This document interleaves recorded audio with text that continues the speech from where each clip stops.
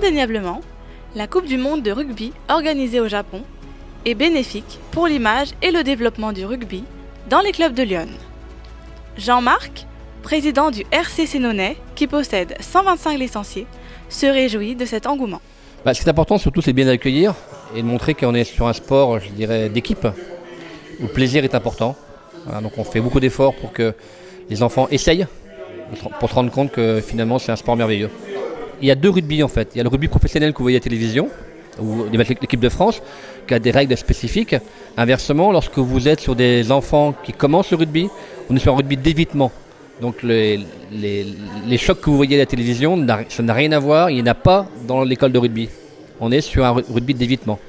On apprend le sport, on apprend les techniques, mais le risque de blessure est très très faible. On se croise, allez ça se croise. Là je veux pas de ballon qui tourne, allez. On est sérieux, on est rigoureux sur les passes. Le club compte aujourd'hui une centaine de joueurs de 6 à 18 ans. Et ce n'est sans doute pas terminé. L'afflux pourrait se poursuivre si la France gagne cette Coupe du Monde. Avec cette médiatisation, le jeune public découvre ce sport et les mentalités évoluent. Comme pour Antonin, 12 ans, joueur du RCS depuis 5 ans. Parfois je regardais des matchs, du coup ça m'a inspiré et j'ai commencé le rugby.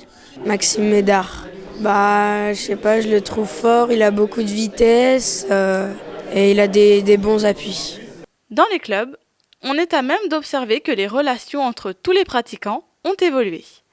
Ça a été un grand pas depuis quelques années.